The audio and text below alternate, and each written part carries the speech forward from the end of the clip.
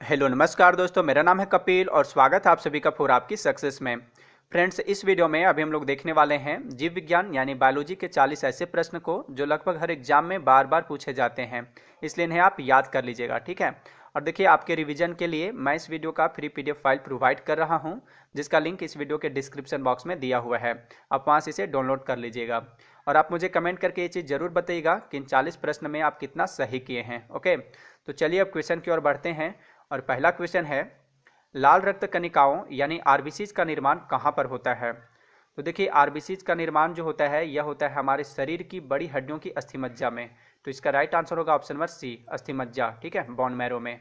और अगर आपसे क्वेश्चन पूछ लिया जाए कि भ्रूण अवस्था में इसका निर्माण कहाँ पर होता है, तो भ्रूण अवस्था में इसका निर्माण होता है यकृत और प्लीहा में। ठीक है, इन दोनों जगह पर होता है। आरबीसी की मृत्यु कहाँ पर होती है? तो इसकी मृत्यु होती है प्लीहा में, जिसे तिल्ली बोलते हैं या इंग्लिश में स्प्लीन कहते हैं। इसलिए प्लीहा को आरबीसी का कब्रिस्तान भी कहा जाता है। क्वेश्चन पूछा जाता है कि आरबीसी का कब्रिस्तान किसे कहा जाता है, तो यह बोला जाता है प्लीहा को। ठीक है, स्प्लीन को। अगला प्रश्न है, मनुष्य का सामान्य रक्तचाप कितना होता है?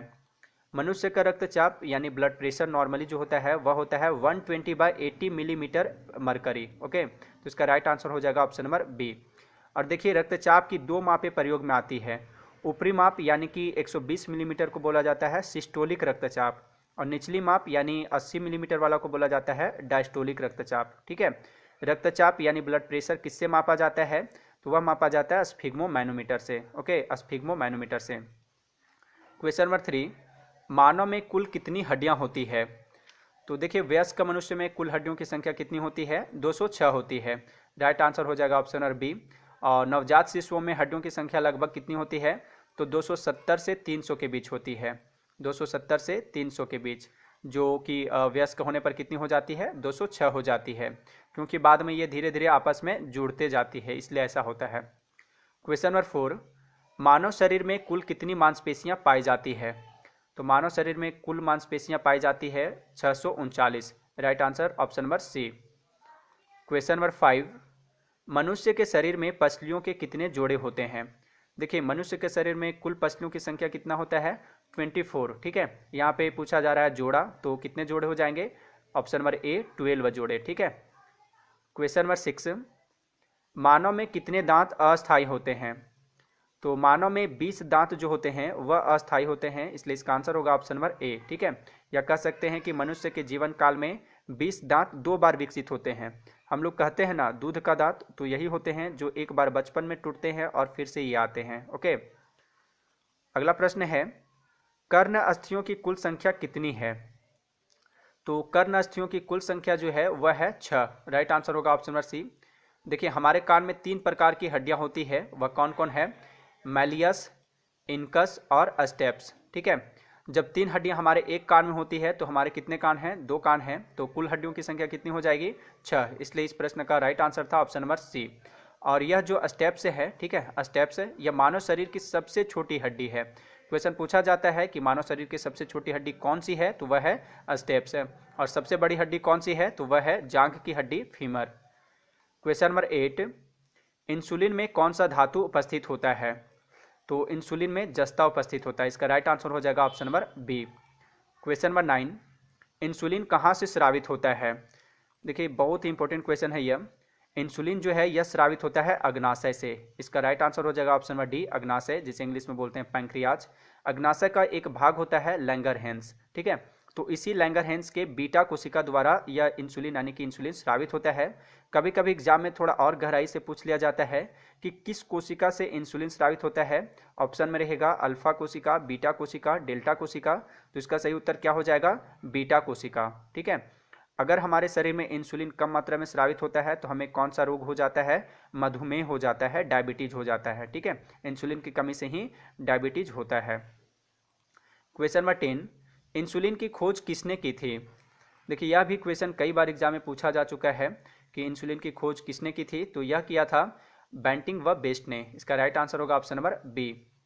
क्वेश्चन नंबर 11, रक्त जमने में किस तत्व की मुख्य भूमिका होती है?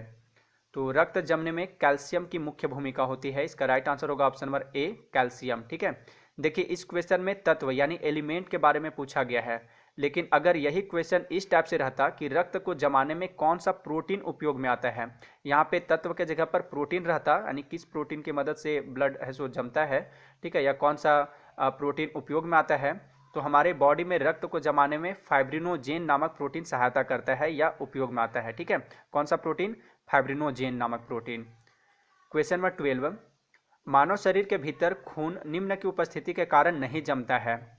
तो हमारे शरीर के अंदर हिपैरिन नामक पदार्थ होता है, ठीक है, उपस्थित होता है, जो कि खून को जमने नहीं देता है। तो इसका राइट आंसर होगा ऑप्शन नंबर बी, हिपैरिन। ठीक है, और यह कहाँ से उत्पादित होता है? तो इसका उत्पादन होता है यकृत द्वारा। और यह जो फाइब्रिनोजेन है, ठीक है, फाइब्रिनोजेन नामक प्रोटीन जो कि ब्लड को जमाने में सहायता करता है, यह भी यकृत के द्वारा ही निकलता है। क्वेश्चन नंबर 13, हमारी अस्थियां तथा दांत सामान्यतः बने होते हैं। तो देखिए, ये तो पहले से शायद आपको पता होगा कि हमारे दांत जो हैं, दांत तथा हड्डियां कैल्शियम और फास्फोरस के बने होते हैं। लेकिन इस क्वेश्चन में आपसे एग्जैक्ट आंसर पूछा गया है और इसका आंसर क्या होगा? Tricalcium phosphate. ठीक है, इसी के बने होते हैं हमारे दांत और अस्थियां। इसका राइट आंसर होगा option number A. Question number 14, निम्नलिखित विटामिनों में से किसमें कोबाल्ट होता है? तो विटामिन B12 जो है, ठीक है, इसमें कोबाल्ट पाया जाता है। इसका राइट आंसर होगा ऑप्शन नंबर बी। और इसका रासायनिक नाम क्या है विटामिन B12 का? साइनोकाबालामिन। ओके। क्वेश्चन नंबर 15, DNA का डबल हेलिक्स मॉडल किसने दिया? यह भी क्वेश्चन कई बार एग्जाम में पूछा जा चुका है। तो DNA का डबल हेलिक्स मॉडल दिया था वाटसन व क्रिक ने। इसका राइट आंसर होगा option number D. Question number 16, निम्नलिखित में से कौन सा विश्व का सबसे बड़ा पुष्प है? तो विश्व का सबसे बड़ा पुष्प है वह है रेफ्लेसिया। इसका राइट आंसर होगा ऑप्शन नंबर सी। और अगर पूछा जाए विश्व का सबसे छोटा पुष्प कौन सा है, सबसे छोटा फूल कौन सा है, तो वह है वोल्फिया। ठीक है, इन दोनों से एग्जाम में क्वेश्चन पूछा जाता है, इसलिए आप इन दोनों को याद रखिएगा। क्वेश्चन नंबर 17, मानव में कुल कितने प्रकार के दांत होते हैं? तो मानव में कुल 4 प्रकार के दांत होते हैं। ठीक है, तो इसका सही उत्तर होगा ऑप्शन नंबर सी। और वह कौन कौन से हैं देख लीजिए एक बार। वह हैं इंसिजर्स, केनाइन्स, प्रीमोलर्स और मोलर्स। ठीक है, ये 4 टाइप के 4 टाइप्स के हमारे दांत होते हैं। क्वेश्चन नंबर 18, अरक्तता, जिसे इंग्लिश में एनीमिया कहते हैं, किसकी कमी से होता है? तो देखिए, अरक्तता जो है आरबीसी की कमी से होता है। लेकिन आप यहाँ पे देखेंगे कि ऑप्शन में आरबीसी तो है ही नहीं। बट ये आपको पता होगा कि हीमोग्लोबिन कहाँ पाया जाता है? तो यह पाया जाता है आरबीसी में। ठीक है, तो इस प्रश्न का उत्तर से जो हो जाएगा वह हो जाएगा हीमोग्लोबिन, क्योंकि यहाँ पे आरबीसी नहीं दिया हुआ था और आरबीसी में ही हीमोग्लोबिन पाया जाता है। क्वेश्चन नंबर 19, पीयूष ग्रंथि शरीर में कहाँ अवस्थित होती है? तो पीयूष ग्रंथि, जिसे इंग्लिश में बोलते हैं पिट्यूटरी ग्लैंड, हमारे शरीर के हमारे मस्तिष्क के नीचे अवस्थित होती है। कहाँ पे? मस्तिष्क के नीचे। तो इसका सही उत्तर होगा ऑप्शन नंबर बी। और पीयूष ग्रंथि को मास्टर ग्रंथि कहा जाता है। क्वेश्चन पूछा जाता है कि मास्टर ग्रंथि किसे बोला जाता है? तो यह बोला जाता है पीयूष ग्रंथि को। क्वेश्चन नंबर 20, शरीर में सबसे बड़ी अंतःस्रावी ग्रंथि कौन सी है? देखिए, अंतःस्रावी ग्रंथि जो है हमारे शरीर की सबसे बड़ी अंतःस्रावी ग्रंथि वह है थायराइड। ठीक है, थायराइड ग्रंथि। और पिट्यूटरी ग्लैंड जो है हिंदी में पीयूष ग्रंथि जिसे बोलते हैं, यह मनुष्य के शरीर की सबसे छोटी ग्रंथि है। ठीक है, सबसे छोटी अंतःस्रावी ग्रंथि कौन सी हो जाएगी? पिट्यूटरी ग्लैंड यानी कि पीयूष ग्रंथि। और सिर्फ अगर रहता अगर यहाँ पे अंतःस्रावी नहीं रहता, ठीक है, सिर्फ रहता शरीर में सबसे बड़ी ग्रंथि कौन सी है, मानव शरीर की सबसे बड़ी ग्रंथि कौन सी है, तब इसका आंसर हो जाता लीवर। ठीक है, लीवर, जिसे हिंदी में बोलते हैं यकृत। तो यहाँ से 3 क्वेश्चन बने हैं, आप इन तीनों को याद रखिएगा। क्वेश्चन नंबर 21, कौन सा हार्मोन लड़ो उड़ो हार्मोन कहलाता है? तो लड़ो उड़ो हार्मोन बोला जाता है एड्रेनलिन हार्मोन को। ठीक है, एड्रेनलिन हार्मोन को उत्तेजना के समय, जैसे गुस्सा, डर, खतरा आदि के समय यह हार्मोन बहुत अधिक मात्रा में स्रावित होता है। क्वेश्चन नंबर 22, निम्नलिखित में से कौन सी ग्रंथि अंतःस्रावी तथा बहिस्रावी दोनों की तरह कार्य करती है? ठीक है, अंतःस्रावी और बहिस्रावी दोनों की तरह कार्य करती है, वह है अग्नाशय ग्रंथि। इसका सही उत्तर होगा ऑप्शन नंबर ए, पैंक्रियाज यानी कि अग्नाशय। ठीक है, जब यह अंतःस्रावी के रूप में काम करती है तो हार्मोन रिलीज करती है और बाह्यस्रावी के रूप में एंजाइम रिलीज करती है। क्वेश्चन नंबर 23, मानव रक्त का पीएच मान कितना होता है? देखिए मानव रक्त, आंसू और ह्यूमन बॉडी, इन तीनों का जो पीएच मान होता है वह होता है 7.4। ठीक है, इसका सही उत्तर होगा ऑप्शन नंबर बी। और कई बार क्वेश्चन पूछा जा चुका है, कभी ह्यूमन बॉडी का पीएच मान पूछ लिया जाता है, तो कभी आंसू का पूछ लिया जाता है, तो कभी ब्लड का पूछ लिया जाता है, मानव रक्त का पूछ लिया जाता है, तो 7.4 इसका पीएच मान होता है। ओके, क्वेश्चन नंबर 24, सबसे अधिक प्रोटीन किसमें पाई जाती है? तो सबसे अधिक प्रोटीन पाई जाती है सोयाबीन में, लगभग 42%। ओके, 42% इसमें प्रोटीन पाई जाती है। क्वेश्चन नंबर 25, ऑन्कोलॉजी किसका अध्ययन है? तो ऑन्कोलॉजी जो है यह अध्ययन है कैंसर का। इसका सही उत्तर होगा ऑप्शन नंबर डी, कैंसर का। और देखिए यहाँ पे जनसंख्या का अध्ययन को क्या बोला जाता है, यह भी एग्जाम में क्वेश्चन पूछा जाता है, तो इसे बोला जाता है डेमोग्राफी। पक्षियों का अध्ययन, ये काफ़ी इंपॉर्टेंट है, कई बार एग्जाम में पूछा जा चुका है, तो इसे बोला जाता है ऑर्निथोलॉजी। पक्षियों के अध्ययन को, कीटों के अध्ययन को बोला जाता है entomology. Okay, question number 26, penicillin की खोज किसने की थी? देखिए पेनिसिलिन एक प्रकार का एंटीबायोटिक दवा है, जिसकी खोज किसने किया था? अलेक्जेंडर फ्लेमिंग ने। इसका सही उत्तर होगा ऑप्शन नंबर सी। ठीक है, और लुई पास्चर जो है इन्होंने रेबीज का टीका का खोज किया था। एडवर्ड जेनर, इन्होंने चेचक का टीका का खोज किया था। क्वेश्चन नंबर 27, जीवाणु की खोज किसने की? जीवाणु यानी कि बैक्टीरिया की खोज किसने की थी? ल्यूवेन हॉक ने की थी। इसका सही उत्तर होगा ऑप्शन नंबर डी। और अगर देखिए, अगर क्वेश्चन यह भी पूछा जा सकता है कि विषाणु की खोज किसने की थी, तो विषाणु की खोज यानी वायरस की खोज की थी इवानोवस्की ने। ओके, क्वेश्चन नंबर 28, मानव हृदय में कक्षों की संख्या है? तो देखिए मानव हृदय में कितने चैम्बर्स होते हैं? तो 4 चैम्बर्स होते हैं, 4 कक्ष होते हैं। इसका सही जवाब है option number A. Question number 29, enzyme मूल रूप से क्या है? तो एंजाइम जो है ये मूल रूप से प्रोटीन होते हैं। इसका सही उत्तर होगा option number C. Question number 13, ELISA जांच किस रोग की पहचान करती है? तो एलिसा टेस्ट जो है वह HIV, ठीक है, HIV वायरस की जांच करने की एक प्रणाली है। इससे पता चलता है कि व्यक्ति एड्स से पीड़ित है या नहीं। तो इसका आंसर होगा ऑप्शन नंबर डी, एड्स। ठीक है, एलिसा जांच एड्स रोग की पहचान करती है। क्वेश्चन नंबर 31, विटामिन सी का रासायनिक नाम क्या है? तो विटामिन सी का रासायनिक नाम है एस्कॉर्बिक एसिड। ठीक है, सही उत्तर होगा ऑप्शन नंबर बी, एस्कॉर्बिक अम्ल। और विटामिन सी सबसे अधिक मात्रा में किसमें पाया जाता है? तो यह पाया जाता है आंवला में। इस विटामिन की कमी के कारण हमारे मसूड़ों से ब्लड आता है और दांत कमजोर हो जाते हैं, हिलने डुलने लगते हैं। ठीक है, यानी विटामिन सी से कौन सा रोग हो जाता है? स्कर्वी रोग होता है। क्वेश्चन नंबर 32, मानव त्वचा का रंग बनता है?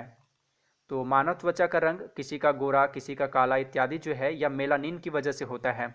तो इसका सही उत्तर होगा मेलानिन, ऑप्शन नंबर डी। ठीक है, मेलानिन। क्वेश्चन नंबर 33, गुर्दे का कार्यात्मक इकाई है? तो गुर्दा जो है यानी कि किडनीज, इसका कार्यात्मक इकाई क्या है? नेफ्रॉन है। ठीक है, यह क्वेश्चन कई बार एग्जाम में पूछा जा चुका है। और न्यूरॉन्स जो हैं, ये न्यूरॉन्स, ठीक है, न्यूरॉन्स जो है तंत्रिका तंत्र की कार्यात्मक इकाई है। क्वेश्चन नंबर 34, मूत्र का पीला रंग किसकी मौजूदगी के कारण होता है?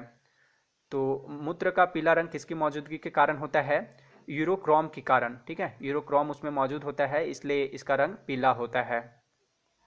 क्वेश्चन नंबर 35, वृद्धि हार्मोन कहाँ से स्रावित होता है? तो वृद्धि हार्मोन स्रावित होता है पिट्यूटरी ग्लैंड से, यानी पीयूष ग्रंथि से। इसका सही उत्तर होगा option number D. Question number 36, chlorophyll में क्या पाया जाता है? तो क्लोरोफिल में पाया जाता है मैग्नीशियम। इसका सही आंसर होगा option number C. Question number 37, पित्त कहाँ से स्रावित होता है? तो देखिए पित्त स्रावित होता है यकृत यानी कि लीवर से। इसका सही आंसर होगा ऑप्शन नंबर बी। और यह जो है कहाँ पे जमा होता है? पित्ताशय में जमा होता है। ठीक है, तो ऐसा नहीं कि पित्त कहाँ से स्रावित होता है तो आप पित्ताशय आंसर कर देंगे, ये गलत हो जाएगा। ये स्रावित होता है यकृत यानी लीवर से और जमा होता है पित्ताशय में, यहीं पे आके यह जमा होता है। क्वेश्चन नंबर 38, रक्तदाब का नियंत्रण कौन करता है? तो ब्लड प्रेशर को नियंत्रित करता है अधिवृक्क ग्रंथि। ठीक है, एड्रिनल ग्लैंड। इसका सही जवाब हो जाएगा ऑप्शन नंबर ए, अधिवृक्क ग्रंथि। क्वेश्चन नंबर 39, टमाटर का रंग किसके कारण लाल होता है? तो देखिए टमाटर का रंग लाल होता है, वह होता है लाइकोपेन के कारण। इसका सही जवाब हो जाएगा ऑप्शन नंबर बी, लाइकोपेन के कारण। यह एक प्रकार का क्लोरोप्लास्ट है। हम सभी देखते हैं गाजर का रंग लाल होता है, वह ऐसा किसके कारण होता है? तो कैरोटीन के कारण गाजर का रंग लाल होता है। और ये जो क्लोरोप्लास्ट है, ठीक है, क्लोरोप्लास्ट, इसके बारे में शायद आपको पहले से पता होगा, ठीक है। यह जो है हरा रंग का होता है क्योंकि इसके अंदर हरे रंग का पदार्थ पाया जाता है जिसे क्लोरोफिल कहते हैं। इसी की सहायता से पौधा प्रकाश संश्लेषण करता है और भोजन बनता है, इसलिए क्लोरोप्लास्ट को पादप कोशिका की रसोई घर कहते हैं, ठीक है। अगला प्रश्न है और इस वीडियो का लास्ट क्वेश्चन है यह, कोशिका का बिजली घर, पावर हाउस ऑफ सेल किसको कहा जाता है? देखिए, कोशिका का बिजली घर किसे बोला जाता है? माइटोकॉन्ड्रिया को कहा जाता है। लाइसोसोम जो है इसे आत्मघाती थैली बोला जाता है, तो आप इसे भी याद रखिएगा। क्वेश्चन पूछा जाता है कि आत्मघाती थैली किसे कहा जाता है, तो लाइसोसोम को कहा जाता है। और अंत में आपसे एक क्वेश्चन है जो कि एग्जाम में कई बार पूछा जा चुका है और अभी भी पूछा जाता है कि प्रोटीन की फैक्ट्री किसे कहा जाता है? राइबोसोम को, लाइसोसोम को, केंद्रक को, माइटोकॉन्ड्रिया को? इसका सही जवाब आप कमेंट बॉक्स में कमेंट करके जरूर बताइएगा।